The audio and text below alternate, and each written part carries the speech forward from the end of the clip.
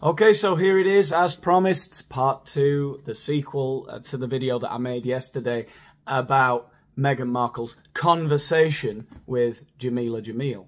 Now, I hear you, there are some of you who haven't seen part 1, and you're all screaming at the television or other device that you're watching this video on. You're screaming, but Daniel, do we have to go and see part 1 to understand all the nuance of this video that you're bringing to us today? Should we click off this video immediately and negatively affect its click-through rate? And to that I would say, no. Stop living in the past. Time marches on. You have committed to this video now, okay? Having said that, in the interests of none of my witty references falling flat throughout this video, I'm going to summarise the whole Jameela Jamil thing for you, right? I'm going to do you that favour. But from here on in, it's on you to keep all of that information in your heads, okay? If at any point you find yourself feeling a little bit lost, don't give up. You know, watch this to the end, then go back and watch part 1 and then re-watch this and you'll appreciate it more the second time around. That often happens, you know, with great books and films and art. So Jameela Jamil is basically a British actress. She's kind of famous, and there's been a lot of controversy with her over the last few years, and I touched on that a little bit in the previous video. Basically, it can be summed up as this. She likes to talk about her health a lot. In yesterday's video, we heard her telling Meghan that she had suffered from anorexia, and that is why she set up this body positivity group thing called I Weigh, which is basically getting women to feel good about the way they look, even if they're not as conventionally attractive as Jameela Jamil. The strange thing is, though, and the thing that has led to a bit of controversy with Piers Morgan and other journalists, is that she claims to have a load of other illnesses, everything from peanut allergies, shellfish allergies, celiac disease, right through to various forms of cancer, which, as I mentioned yesterday, could all be true, but then she's contradicted herself several times. For example, she put a photo up of peanut butter-filled pretzels on Instagram. But then the weirdest thing for me is the accidents with bees. It's not that she's been attacked by bees on several occasions in her life, but on 2 separate occasions she claims to have been chased by bees into oncoming traffic, which caused spinal injuries. I shouldn't laugh, because it could be true. It'd be ironic, wouldn't it, if that was the way I went? Oh, doubting Thomas. But here's where the controversy with Jameela Jamil gets a little bit more dark and disturbing. And it's that back in February 2020, a British TV presenter called Caroline Flack committed suicide.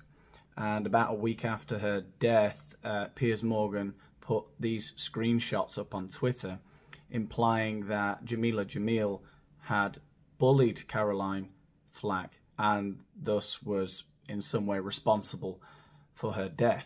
Now, I think it's important to stay level-headed in these matters, because it's quite an accusation to say that somebody bullied someone to death. We don't have any further details about the conversation between Piers Morgan and Caroline Flack, as far as I can tell from what I've looked into. All we know is that she said, well, she's kind of bothering me about this program that I'm making, right? She was in the middle of filming, Caroline Flack was in the middle of filming a TV show called The Surgery, spelled S-U-R-J-U-R-Y, right? And the idea of this program was that contestants would come on and convince a panel of judges that they should get plastic surgery. So Jameela Jamil, being the advocate for body positivity that she is, obviously had a problem with this program and spoke out against it.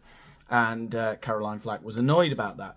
But then when she committed suicide, Piers Morgan, disliking Jameela Jamil as he does, posted that screenshot on Twitter and tried to make it look like she had bullied Caroline Flack to death. And I think that that is very incendiary, and without any further context and further information, we can't go around saying stuff like that about someone. But here's where it gets mega interesting. Caroline Flack is an ex-girlfriend of Prince Harry's.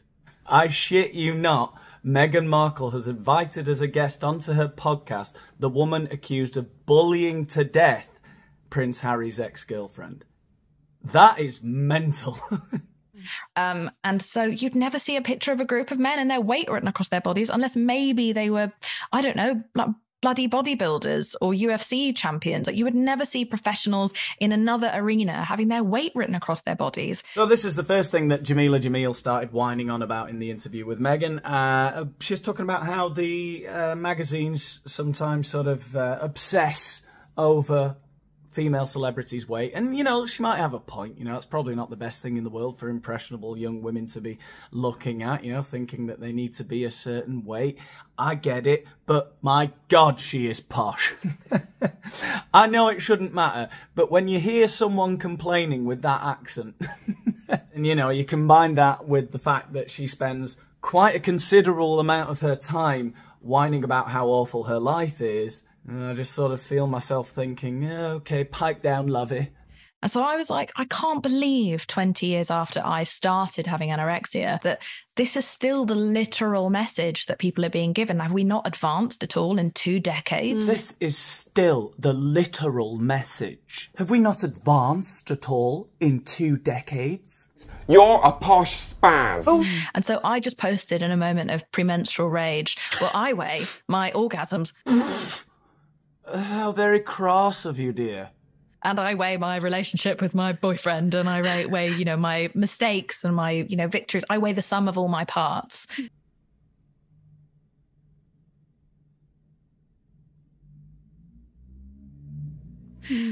And it just must have struck a note with so many people, because I was bombarded with thousands of posts and response, with women mostly around the world, but people of all genders telling me what they weigh.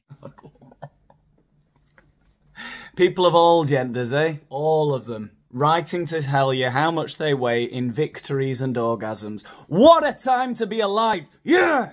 In the same format. And so I started an Instagram account. I thought it would be a very short-lived phase. And it kind of went viral and stayed fairly viral for about 3 years. So we had no choice but to take it and run with it and use it to change global policy on Instagram and Facebook around diet culture and Photoshop. And, you know, we worked with them to stop selling diet products. Yeah, another philanthropic narcissist. We had no choice but to change the world. We have made such a huge noise about diet culture that at the beginning of 2018, it was very mainstream for celebrities to sell detox and diet products.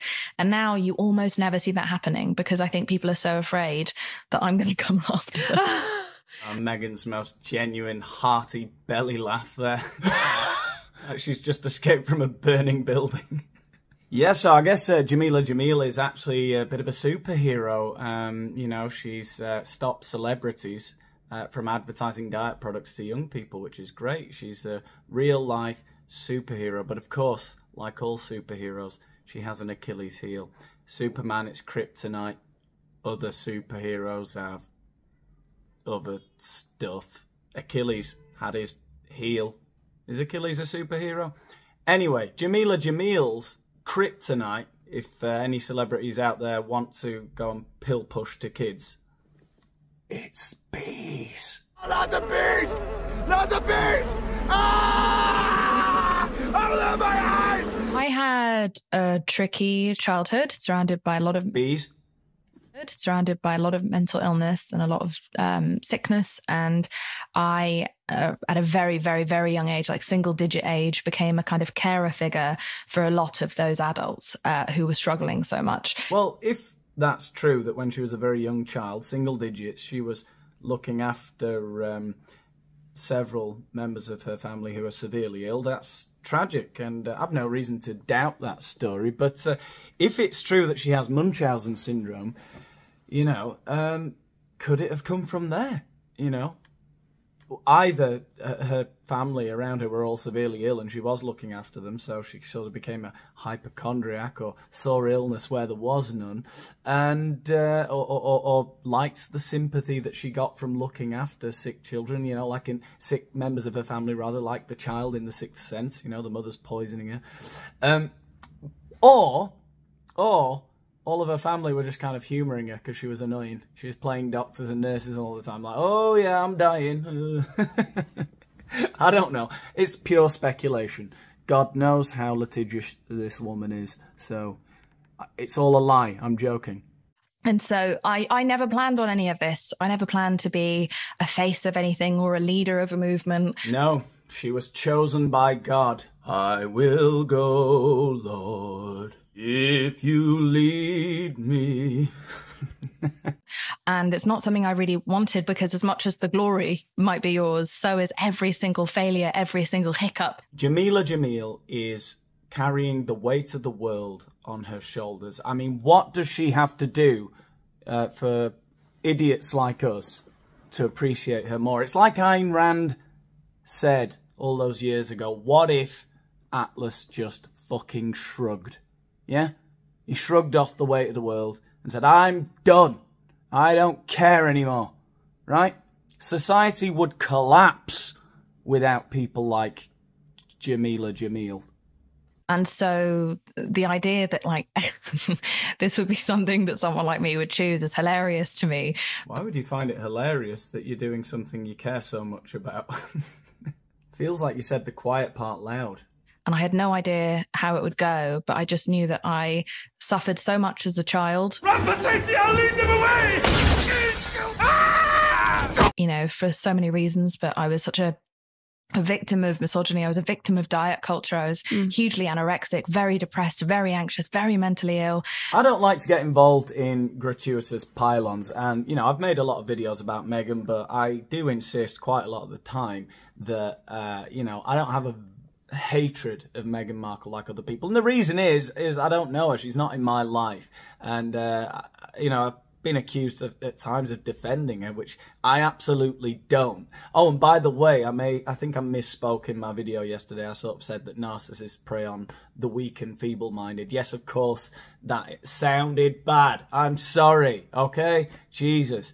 But what I meant was, I think what I meant was, something along the lines of, I don't care that Harry, with his low intellect, is getting his life ruined by Meghan. I don't have a lot of empathy. The same way I don't have a lot of hatred for Meghan, I don't have a lot of empathy or any empathy for someone like Harry. And I think in his case, yeah, to be fair, the narcissist has taken advantage of someone who's a bit simple.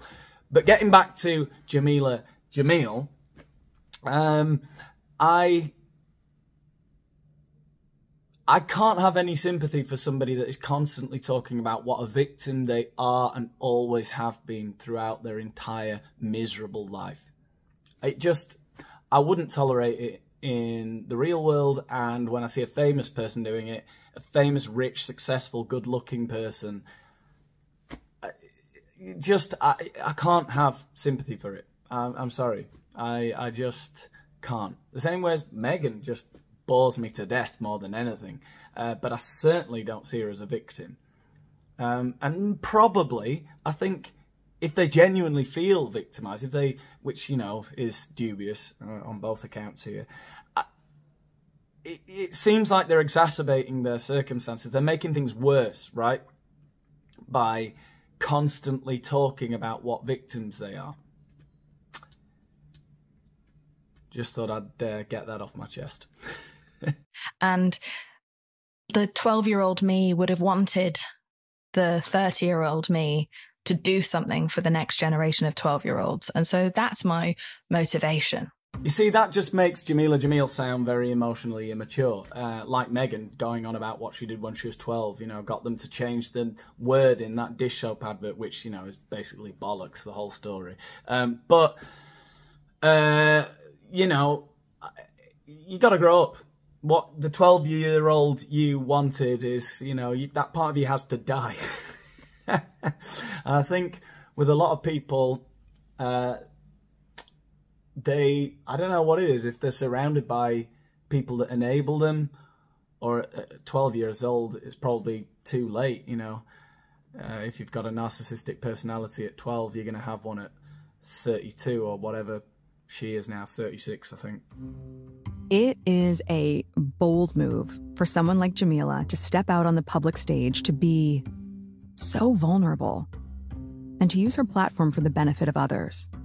And as you can imagine, this hasn't come without its detractors. People have picked apart her words. They've accused her of lying about all kinds of things. I mean, even her own health history.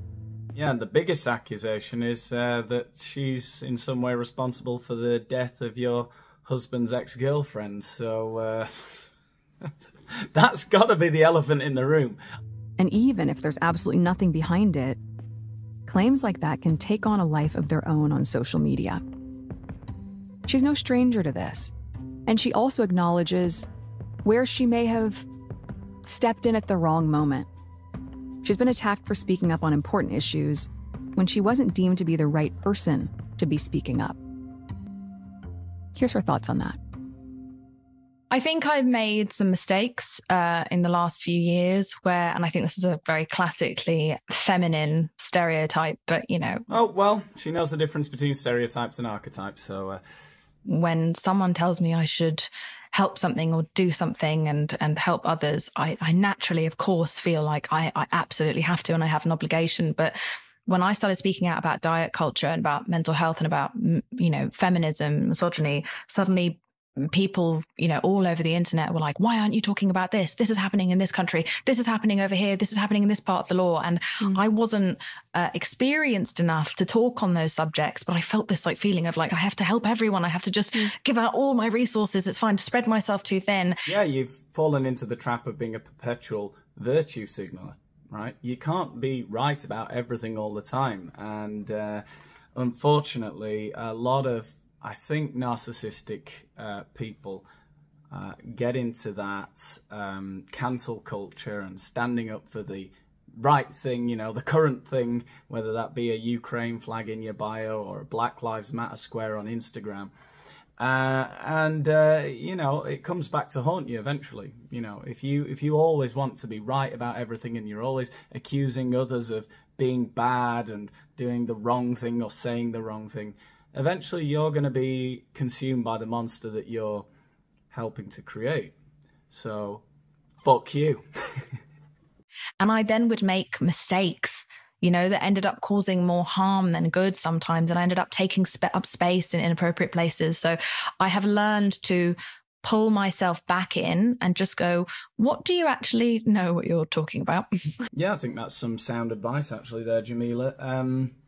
You know, just before you put your opinion out there in the world, probably take a few minutes to think about what you actually know. How much do you actually know about the thing that you're talking about? Anyway, in my next video, I'll be criticising more people I've never met before. Does this video need a part 3? I feel it does, because I really haven't got into the meat of the conversation yet. Also, be careful in the comment section under my videos, because there are people imitating me on other platforms, and they're trying to steal your money, so avoid that. If you want to give me money, though, go right ahead. But the best way to get money to me, which I know that's what all of you want to do, is to like, share, and subscribe this damn video. Like the video, share it all over social media, and, you know, subscribe. This all helps with the algorithm. Leave a comment. Don't respond to the weird Nigerian prince scams that are pretending to be me. I don't know if they're Nigerian. Maybe they're only 43% Nigerian. See you in the next one.